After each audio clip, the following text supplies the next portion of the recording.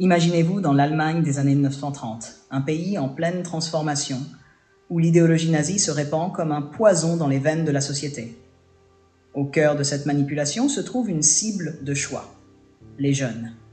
Par le biais de l'éducation, le régime de Hitler entreprend un endoctrinement systématique où l'école devient un champ de bataille idéologique. Les cours d'éducation raciale imposés dans toutes les écoles sont un pilier de cette propagande. Mais qu'apprenait-on réellement dans ces cours? Et surtout, quel était leur impact sur toute une génération?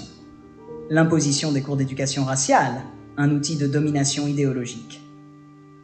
Dès son arrivée au pouvoir en 1933, Adolf Hitler et son parti nazi entreprennent une refonte totale du système éducatif.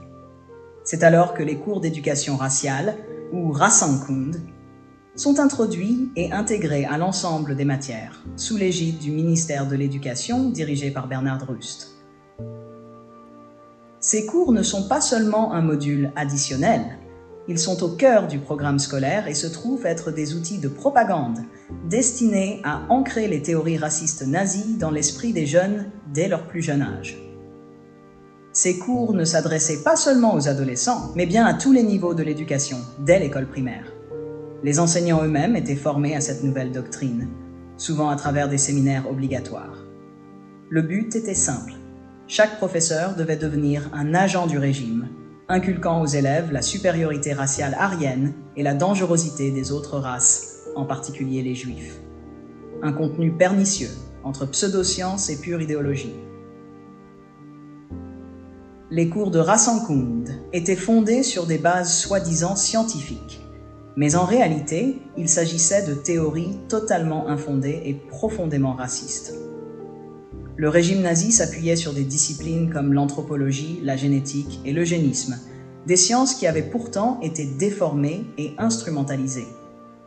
Dans ces cours, les élèves apprenaient à reconnaître les caractéristiques raciales supposées des différents groupes humains. Par exemple, les manuels scolaires enseignaient qu'on pouvait reconnaître un juif grâce à des critères physiques prétendument distinctifs. L'un des exemples les plus pernicieux était la forme du nez, souvent décrite dans les manuels comme un nez crochu, ressemblant à un chiffre 6 lorsqu'on observait le profil. Des illustrations simplistes et caricaturales de juifs étaient souvent utilisées pour ancrer cette image dans l'esprit des jeunes Allemands. Mais ce n'était pas tout. Les cours incluaient des descriptions sur la forme de la tête, avec l'idée que les Aryens possédaient des crânes parfaits et bien proportionnés, alors que les Juifs et autres races inférieures avaient des crânes irréguliers ou déformés.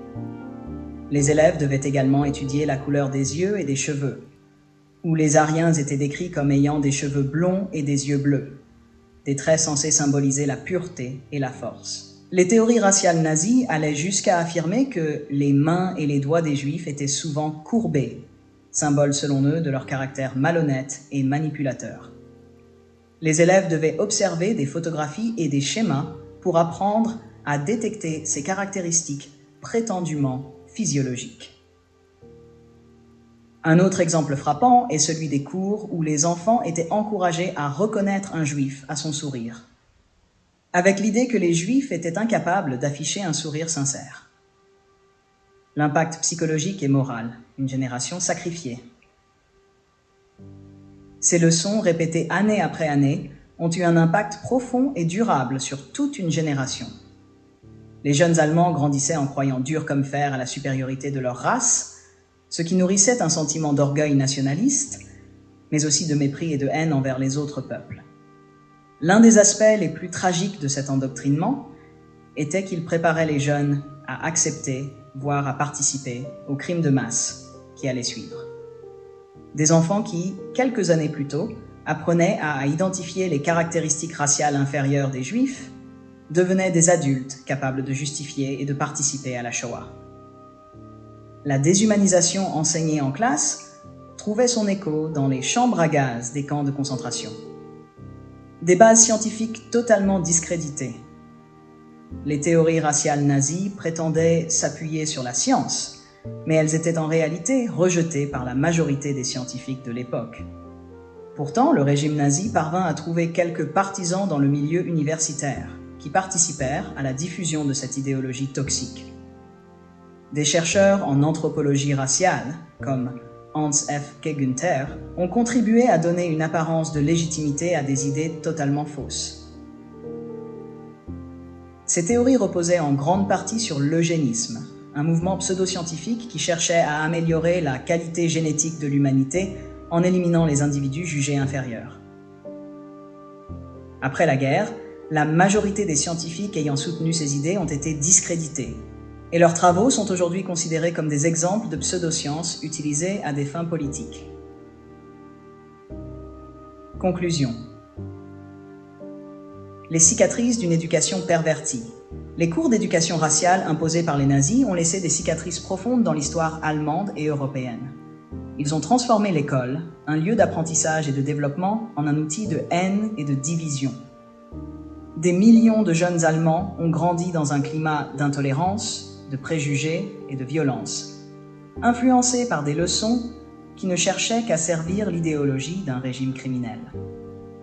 Aujourd'hui, il est essentiel de se souvenir de cette manipulation pour éviter que de telles erreurs ne se reproduisent. L'histoire de l'éducation raciale sous le régime nazi nous rappelle à quel point l'éducation peut être une arme redoutable entre de mauvaises mains.